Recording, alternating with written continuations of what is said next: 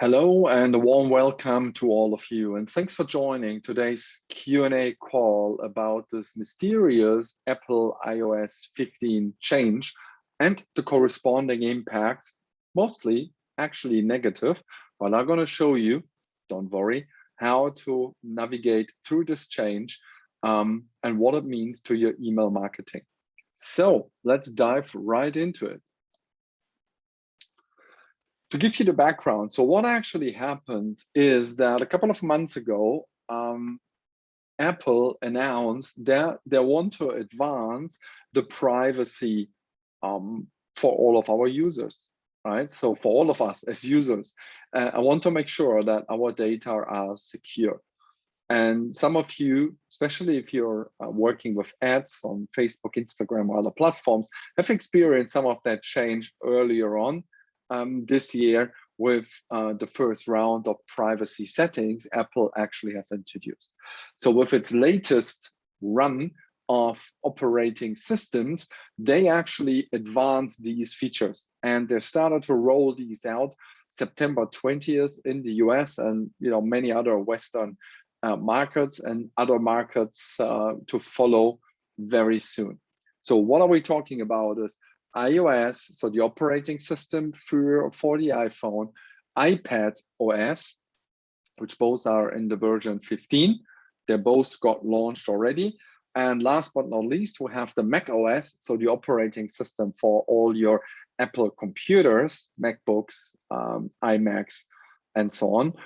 That is scheduled to come later in October. Here, the version is called Monterey, and will also support the same privacy settings. So, and I got this question a lot. Why should I care about this? Because I don't use any Apple devices.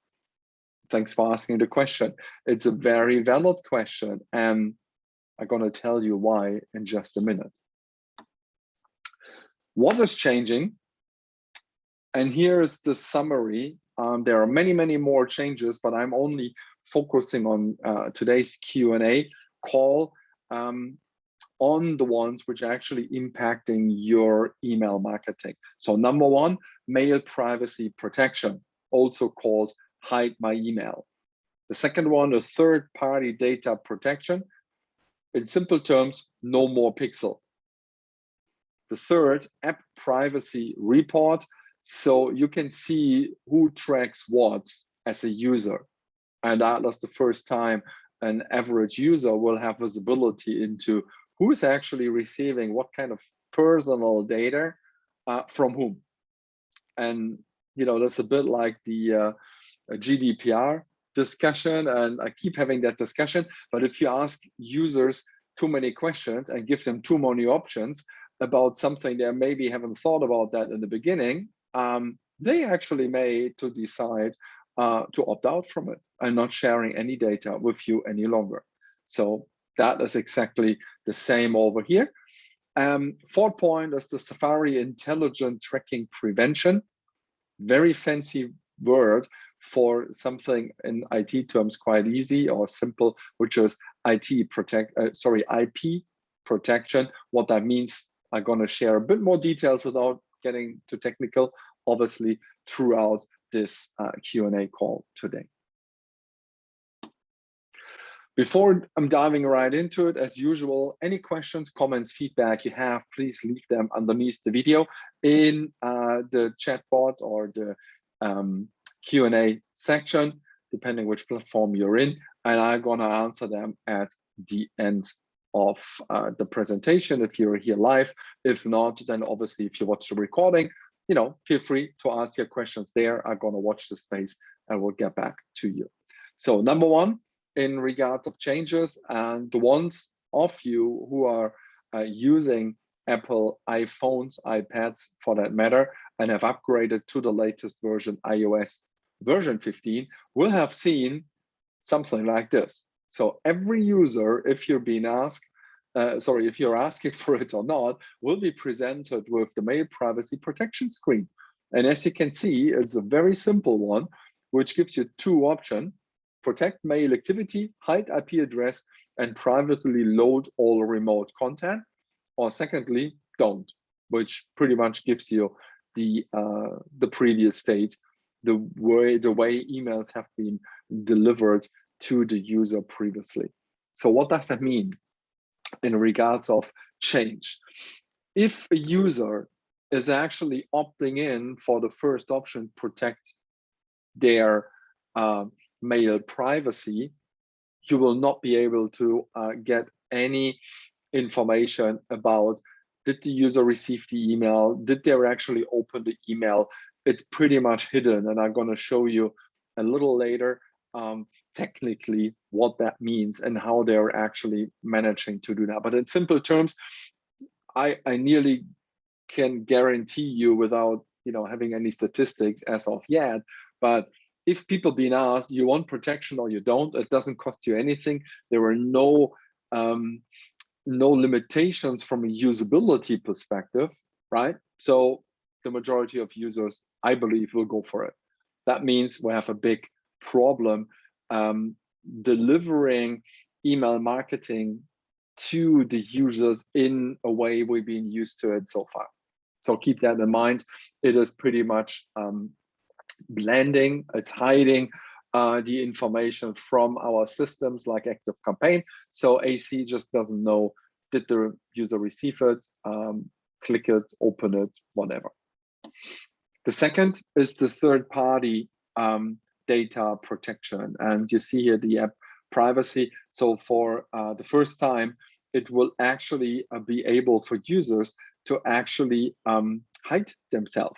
So for the ones doing advertisements, you're obviously very familiar with the term pixel, right? Mostly from a Facebook pixel, but there are other ones as well. So what is a pixel? A pixel is pretty much a small digital file which is attached somewhere in the code when information being shared, either emails being sent, or you're actually navigating through the World Wide Web, and a pixel allows a certain tracking. So we know who actually received the email, where they're located, what's their name and email address, if it's from an email tracking, where did they go, did they come to our landing page, sales page, website, blog, whatever, and did they press any button, purchase something, sign up for something, or download, or whatever. The majority of these capabilities are gonna be gone. They're actually gone right now on iPhones, iPads, and they're gonna be removed from the Mac computers in October as well. So that's a big, big challenge and headache, because the whole structure, the whole system was built around that. So we have to come up with a different idea. And I'm gonna show you what I mean by that a little bit later. Now, the third element is the app privacy report. And this is also the first time an average user will be able to get that on its fingertip. So user can find out with whom their data may be shared by seeing all the third-party domains an app is contacting. So in simple terms, what does that mean? They're either large organizations which have multiple arms, like Facebook is owning 1 million different other services as well, or they're actually organizations, professional marketeers, online marketeers, which are selling pretty much data and collecting data and then sharing that with, for example, their clients. So you see an advert of BMW, which is being managed by an agency, obviously, and then that data is going to be shared by towards BMW and maybe a bunch of additional, subsidiaries of BMW or other agencies being involved there. Long story short, for the first time, the user will see who its personal data potentially going to be shared with, and will be able to actually stop that from happening, which from a marketing perspective is obviously a nightmare. Oh, what happened? Oh, one sec. So one too fast. And the fourth element in here is the Safari intelligent tracking prevention. So as I mentioned earlier, some of it was already introduced earlier this calendar year with a release of the previous version, iOS 14, and caused a little bit of an issue over there. Now they're, fine-tuned it and advanced its capabilities. In general terms, what it's hiding, what it's doing is hiding the user's IP address from trackers. So like pixels, but also cookies and other tracking elements which you have on your website, your landing pages, your sales pages, etc. And why is that important? Because without knowing the user's IP address, which typically is a unique identifier, we're not able to identify who that person is. And that, again, is a very big problem for the next steps within our process. So not as critical as, at least two of the other changes from a direct email marketing perspective, but indirect, we're also impacted by this change when we talk about email. So as I mentioned earlier, I want to keep things really simple, and I like pictures and visuals over here. So what's the impact of Apple's changes? Pretty much. So on the left side, you see devices, regardless if this is Windows, Apple, mobile, smartphones, tablets, or whatever device you're using. So any device which is sending an email, and by the way, that includes email marketing solutions like ActiveCampaign, MailChimp, MailerLite, and you name them. All emails being sent from any device will actually not kind of be received at the recipient side directly. So on the left-hand side, it's us as the email marketeer. We're sending emails from any device, and in the old world, they would have been received on the right-hand side at the recipient and on their devices, regardless which device they are having. In the new world is that any email which is actually being sent from an Apple Mail application, so desktop or mobile, smartphone or tablet devices, will actually be sent to Apple servers. Apple is pretty much kind of putting a black hat over all these emails and then delivering them to the recipient with no connection between the sender, us, and the recipient on the other side. So Apple servers in the middle, so 100% of emails will actually show 100% open rates. So all emails being delivered to the Apple server, which doesn't mean anything because it's a server, right? We want that to be delivered to an individual.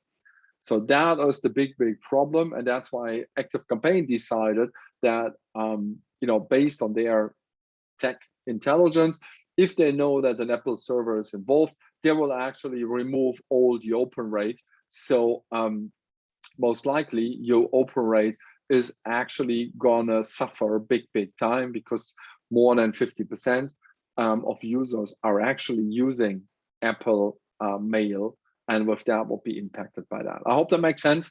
I tried to make it very simple, but in simple terms, if you remember one thing, is that in future, every user using an Apple Mail device to retrieve their emails, and yes, you can do that on Windows as well, right? iCloud.com, will actually receive the emails from the Apple server as an intermediate and not from the sender like it's been in the past. Okay, that's the only thing you should actually remember from that. Now, as I mentioned briefly on the previous slide, why is that important to us? And you can see, and I communicate that in the invitations as well, up to 58% of email client market share belongs to Apple. And you see on the left-hand side here, Apple iPhone, 37, Apple Mail, which pretty much is desktop computers, Macs, iMacs, etc. I mean, MacBooks, it's 10%, and then we have Apple iPad, which is another 1%. So you add it up, it is actually it's not 58, is it? 47? It's 48. Anyway, I'm gonna check my statistic later. But that was the biggest problem. We are seeing that there is the majority of users are actually working with Apple mail clients. So what are the 5 steps to success here? And I'm, in the spirit of keeping it simple, I highly recommend you do the cleanup before the iOS 15 and subsequent macOS changes really hits the market. It's only users adapting now slowly, so you still have time to do that. Do your list cleanup based on opens from a previous open rate perspective, because in the future that data is not going to be reliable anymore. Number 2, create new baselines. Start focusing on email link clicks rather than open rates. And what that means, I'm going to illustrate in just a moment. Number 3, use split testing around subject lines and content. That's more for advanced users, where you actually do some literally creating one of the same campaign in 2 or 3 or even more variations and see which one actually gets better traction. While traction here means not open rate or deliverability of your email, because that tracking is going to be screwed in the future. It's literally link click through rates. And then corresponding to that is actually what I have in the point 5 here is you want to make sure when you do link click through rates that you actually have that what we call the first party data. So it's going to be on your website, on your landing page, on your sales page, on your web shop, right? So you own the data and you own pretty much the channel behind that. And then the 4th point is identify, track towards your end goals. Open rates or opens in short is just one step in the funnel, right? In the end of the day, yes, we want people to open our emails, but what we actually want them is to engage with our content or with actually, purchasing something, signing up, doing something with the content in the end of the day. So let me go in a bit more detail what each of these 5 suggested steps actually mean, and what you can do with that kind of pretty, straightforward. So first of all, list cleanup.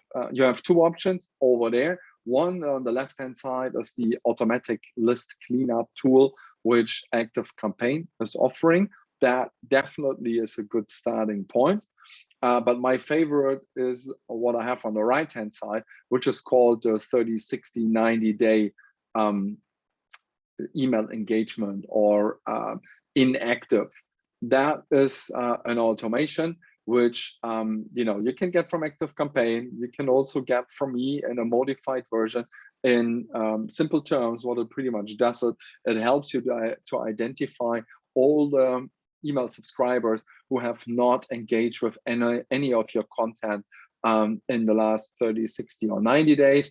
And you pretty much move their subscription status from active to inactive. So you know that they're not actually taking any of your capacity and obviously money.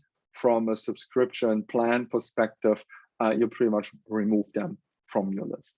That's the very first activity you should be doing now while users are still adapting to the new iOS, iPadOS 15 versions.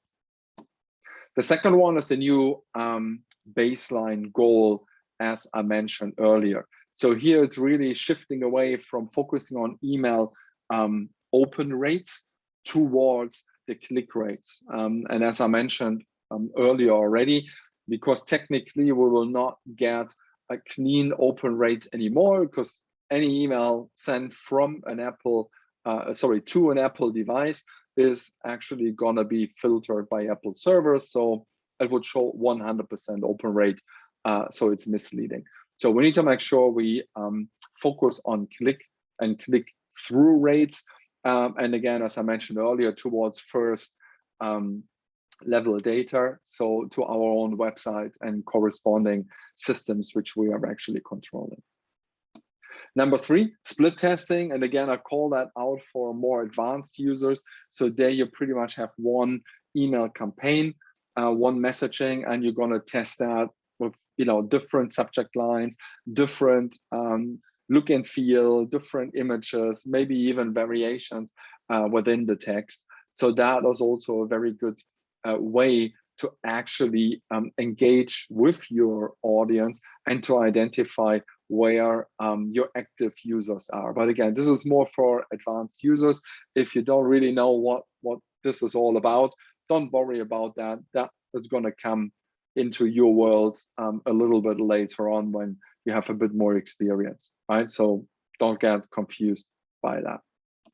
Now, the 4th point is identify and track your end goals. As I mentioned earlier, we keep talking about the funnel, and that's exactly where this is actually starting with. So the open rate is very early on in the funnel where we say, okay, to get, and maybe I should explain funnel again, but a funnel obviously is in sales marketing terms on, you start with a lot of people, right? With a big email list. Then you have a smaller proportion which are receiving our emails and actually opening them. And then it's an even smaller rate which are engaging with our content, like clicking a link, click through, right? To get onto a landing page, sales page, web shop, or just your blog, whatever it is. And then of course there's an even smaller number typically, which is gonna, purchase from you directly or sign up for, a free or a paid program, whatever it is. So that's the funnel, and opens is one element of that. Well, what it comes down to in the end, as I mentioned a couple of times, it's down to click-through rate. So while it's nice to see how many people have received and opened an email, in the end, what really matters is how many have engaged with the content. And that information, you're still gonna be able to track that even with Apple implementing all these changes. Okay, and then secondly, in regard of goals is, and if you're working with me for a while, you know that I'm preaching that, but is get traffic to your website. So anything you do in social media, in email marketing, and for example, also when you're using third-party services for landing and sales pages, like lead pages, make sure you implement the corresponding WordPress plugin. So all the traffic going to all these sources, including lead pages, they're leading towards your website. So you are gonna be seen as the original author of that content. And you know how Google works. As more traffic you get, as more people engage with your content, as more complete your Google profile is, but that's a different story, as more likely it is you're going to be suggested very high up in the search results to similar people searching for something other people have found you with previously. And then the third component is form submissions. So, you know, part of the goal should be that you go and guide people from joining your email list, you're sharing content, and you send them back to another contact form, for example, to sign up for another freebie or to sign up for an event or whatever you do, embed into the process a form. Customer survey. Do you like what you're seeing? Yes, no, maybe. Language options. Hey, thanks for joining. By the way, I do the same newsletter in German. You're interested into that. You know, what's the favorite color? I mean, anything, you know, even surveys, you can build in ActiveCampaign and other solutions as well. But obviously that's what I'm focusing on. And with that, you're actually gonna be able, from a goal and tracking perspective, to see who actually received and engaged with my email because they filled the form. You know, that's kind of just to give you some ideas. So think outside the box when it comes around what are your goals from an email marketing perspective and how you're going to track it. Get away from open rates because they are going to be misleading very soon. Now, the last step in the process, and I don't know why it's doing that. Sorry, it's a little slow here. I want to go to the next slide. Okay, track first level data. And that's what I mentioned a couple of times already. And this is just an example from ActiveCampaign on one of their sign up forms. You know, the greatest way to capture data is on your own website. And one of the easiest way to engage is offering people something in return, which, like here, you get the 6-part email welcome series. You know, think about the added value so that whoever comes to that point on your website, they're actually very interested to leave their information because they want that content with which you have to share over there. And of course, that can be a free PDF guide, could be a video, could be a free event, masterclass, whatever. Or like I mentioned earlier, being creative, and it depends on your business model, but you could actually build kind of a mixed model where you're sending out email communication and you ask people a question, and the way they answer the question is through a form which is on your website. Yeah, so that way you can actually create a fantastic engagement model, and at the same time you get visibility into who is engaging with your email content. So to sum it up, and then opening up Q&A right after that. If you're live, if you're on the recording, of course, post your questions underneath. Apple privacy change may impact more than 50% of your email list subscribers. So you should take it serious. Even if you're not an Apple user, anyone you're sending emails to, which is using an iPhone, an iPad, or a Mac, or even some Windows users using iCloud in the browser for whatever reason, all of them are impacted by this change in Apple filtering 100% of email traffic through their servers. So you're impacted even if you're a Windows or Android or whatever other platform user. Secondly, I highly recommend you find a trusted partner helping you to take action fast. Now, I've given you my top 5 suggestions on what I'm recommending you doing right now. Get a partner to help you to kind of tailor that to your individual needs and help you implement that fast. Of course, I can help you with that, so feel free to reach out to me directly. Number 3, focus on list cleaning ASAP. I mentioned the 30, 60, 90 inactive automation. That one is ready to go. So if you want to work with me on that process, you're going to get that as part of my offering straight into your ActiveCampaign, so you're not losing any time. Set goals, as I mentioned, move away from open rates and look into click and click-through rates, what that exactly means. Don't worry about that, but pretty much a link which leads to your website in simple terms. That's what we want to track.